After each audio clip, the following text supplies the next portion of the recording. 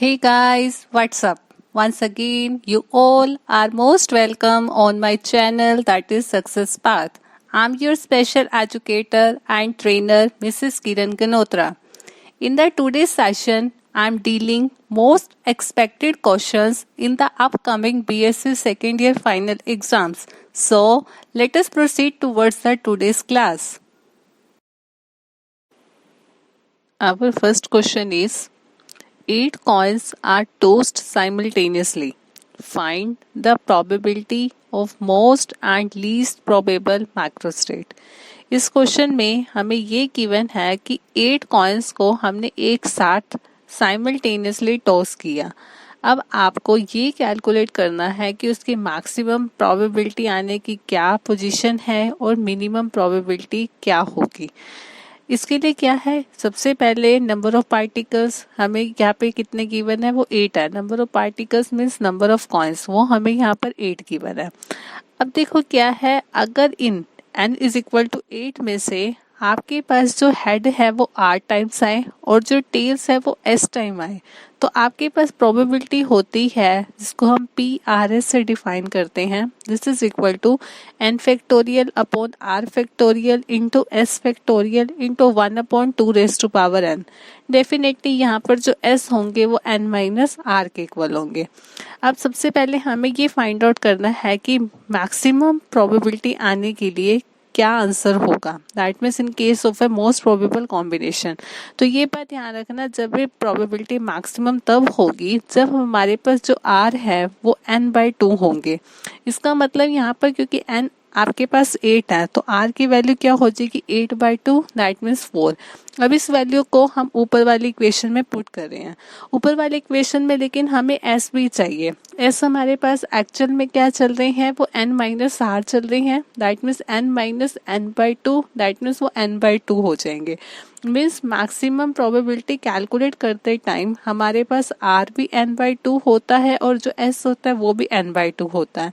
तो probability maximum क्या होगी, n factorial upon r factorial की जगह n/2 फैक्टोरियल, ऐसे ही s फैक्टोरियल की जगह n/2 factorial into 1/2 raise to power n। n की जगह यहाँ पर 8 है, तो यहाँ पर सब वैल्यूज को पुट किया, n की जगह पे 8 पुट किया, तो आपके पास फाइनल इक्वेशन बन गई 8 factorial upon 4 factorial into 4 factorial into 1/2 raise to power 8। Means 2 को 8 टाइम्स मल्टीप्लाई करें हैं, that will become 256। Therefore, after solving this equation, the final answer will become 35 upon 128. So that means this is the value for the most probable combination or for the most probable macrostate. साथ में हमें probability for the least probable macrostate भी find out करना है। इससे probability minimum भी बोला जाता है। इसके लिए भी अब कंडीशन है आपके पास, प्रोबेबिलिटी की वैल्यू मिनिमम तब होगी जब हमारे पास r की वैल्यू n के इक्वल होगी।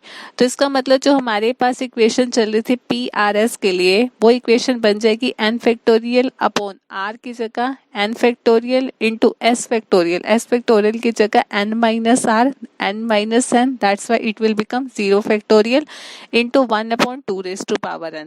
अब यहाँ पे क्या है, n फैक्टोरियल नॉमिनेटर और डिनोमिनेटर में होने के कारण कैंसिल आउट हो जाएगा और जो 0 फैक्टोरियल होता है वो 1 के इक्वल होता है।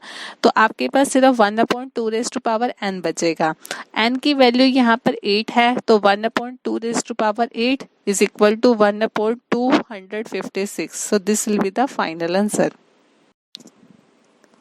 Our next question is state and prove modulation theorem for Fourier transform. अब इस केस में क्या है, अगर हम कोई फंक्शन लेट करें f of x, उसका जो फोरियर ट्रांसफॉर्म है वो f of k है, तो हमें f of x cos omega x का फोरियर ट्रांसफॉर्म फाइंड आउट करना है। और जो f of x cos omega x का फोरियर ट्रांसफॉर्म होता है, this will B 1/2 f of k minus omega plus f of k plus omega.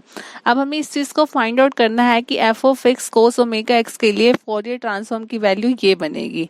अब इसको फाइंड आउट करने के लिए जो सिंपल डेफिनेशन है, जो स्टैंडर्ड डेफिनेशन है फोरियर ट्रांसफॉर्म की, हम वो यूज़ कर रहे हैं f of X cos omega X के लिए आपके पास इक्वेशन क्या बन जाएगी 1/√2 pi integration varies from minus infinity to infinity E raise to power minus iota के एक्स इंटू में फंक्शन इंटू में डी एक्स।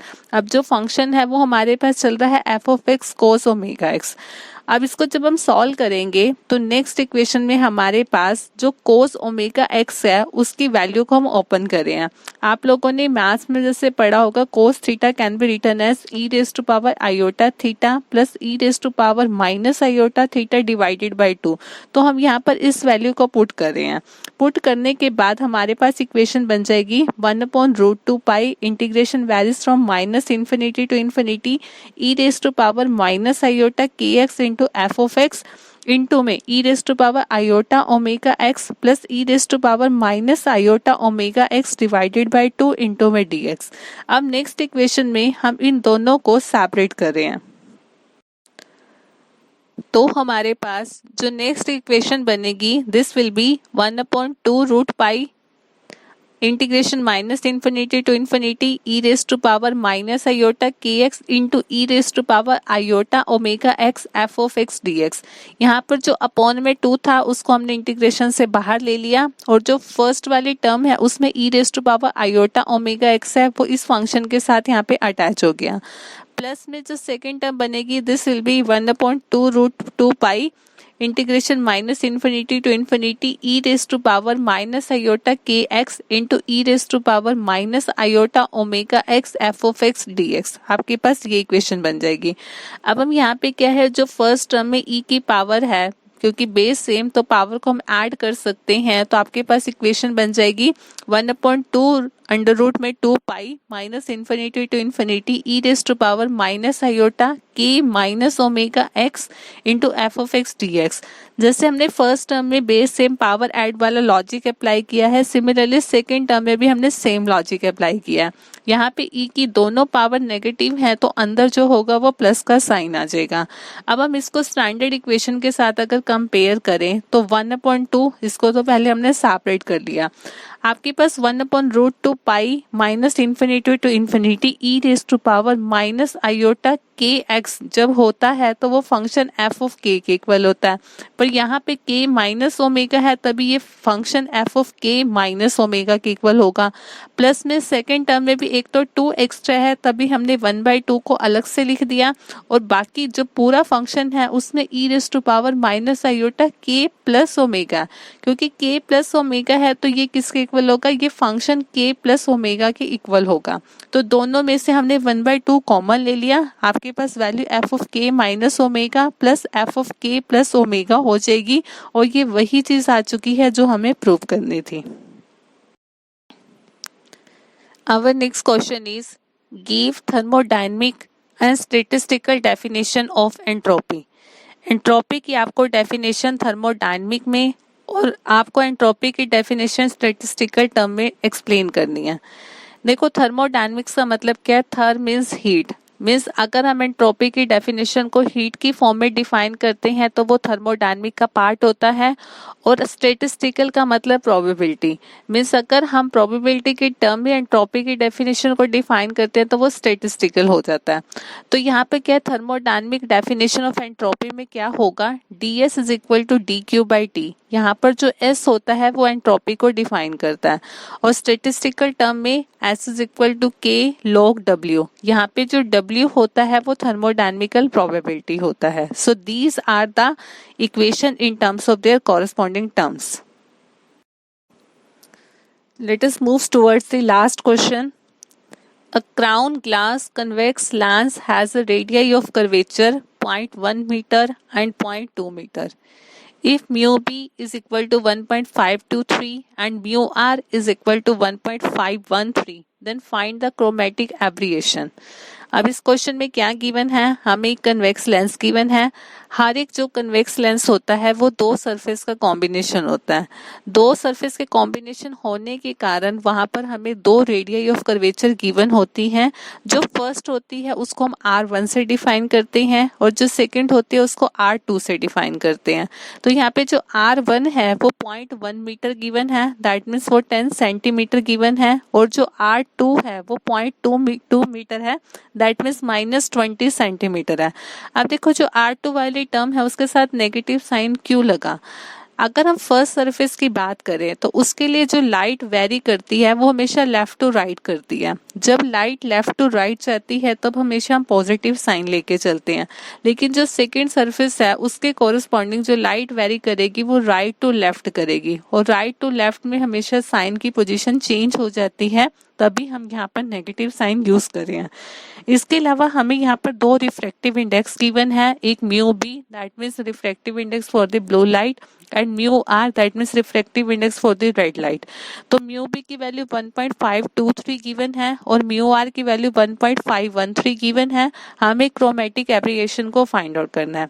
क्रोमेटिक एब्रिएशन जो होती है वो प्रोडक्ट होती है फोकल लेंथ एफ और ओमेगा, इसका प्रोडक्ट होती है। सो दैट मीन्स हमें यहाँ पर इन दो चीजों को फाइंड आउट करना है। जो यहाँ पर ओमेगा चलता है वो डिस्पर्सिव पावर चलता है। तो अब हमारा एम सबसे पहले एफ और ओमेगा की वैल्यू को फाइंड आउट करना है। अब इसको फाइंड आउट करने के लिए सबसे पहले हमने वो लिख दिया जो जो हमें गिवन था। इसके बाद हम फाइंड आउट करे हैं मीन रिफ्रैक्टिव इंडेक्स। अगर हम रिफ्रैक्टिव इंडेक्स का मीन फाइंड आउट करें तो आपके पास म्यू आ जाएगा। म्यू इज इक्वल टू, जैसे मैथ्स में हम सिंपल फाइंड आउट करते हैं, क्योंकि रिफ्रैक्टिव इंडेक्स हमें दो गिवन है तो दोनों को ऐड करके 2 से डिवाइड कर दो। दोनों की वैल्यूज पुट करने के बाद हमारे पास म्यू की जो वैल्यू होगी वो 1.518 आ जाएगी। अब हम म्यू की हेल्प से डिस्पर्सिव पावर ओमेगा को कैलकुलेट करेंगे। ओमेगा का फॉर्मूला होता है mu B minus mu R upon mu -1। Means ऊपर आपके पास आएगा रिफ्रैक्टिव इंडेक्स बड़े में से छोटा माइनस कर दो। ब्लू लाइट का रिफ्रैक्टिव इंडेक्स ज्यादा है एज कम्पेयर टू रेड, तो mu B minus mu R upon mu -1। हमारे पास ये तीनों वैल्यूज हैं, उनको हमने सिंपल वे में पुट किया।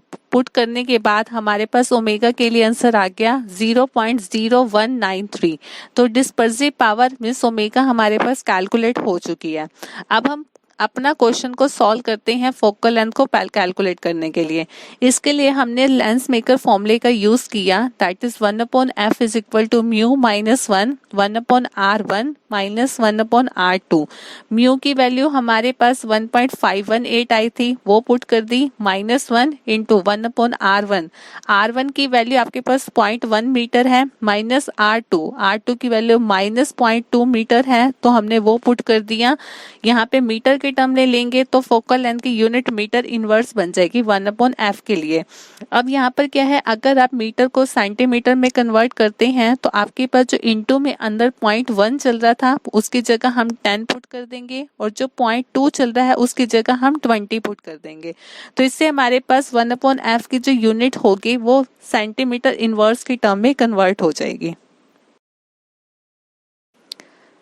अब जब हम इसे सॉल्व करेंगे तो आपके पास 0.518 इंटू 1/10 प्लस 1/20, उसके बाद अंदर वाले फैक्टर को with the help of LCM solve करे हैं तो आपके पास बन जाएगा 1/f is equal to 0.518 into में 2 + 1 दैट मीन्स 3/20।